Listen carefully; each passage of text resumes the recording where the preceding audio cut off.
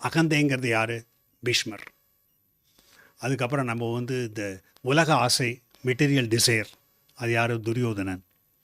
கோபம்னா அது வந்து துஷாசனன். அப்புறம் நமக்குள்ள விருப்பு, ரொம்ப பற்று வருது, அது வந்து கர்ணன். ஸோ இந்த மாதிரி பார்த்திங்கன்னா அங்கே இருக்கிற ஒவ்வொரு கேரக்டரும் நம்மளோட அதோட தொடர்பு இருக்குது, ஆழ்ந்த தொடர்பு.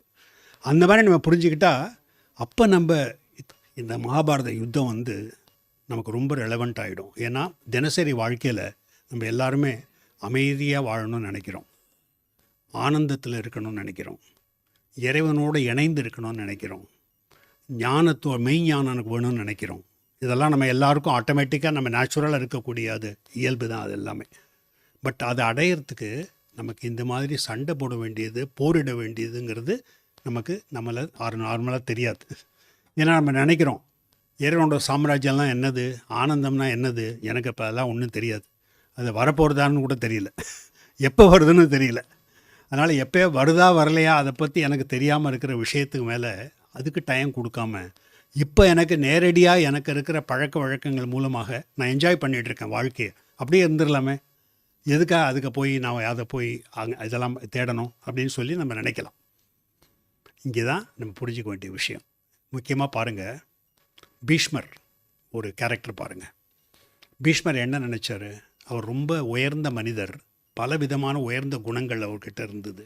அவர் ரொம்ப கடமைக்காக, ராஜ்யத்துக்காக அவர் தியாகம் செய்தார், நிறைய பெரிய தியாகி, நிறைய இந்த மாதிரி அவருக்குள்ளே நிறைய பெரிய பண்புகள்லாம் இருக்குது. அப்படிப்பட்ட உயர்ந்த மனிதரை ஏன் அவரை போய் கொல்லணும்? ஏன் அவரை வந்து முதல்ல அவர் வந்து போகணும்னு சொல்லிட்டு ஏன் வந்து மகாபாரதத்தில் அதுக்கப்புறம் தான் பாண்டவர்களுக்கு வெற்றி கிடைக்குது.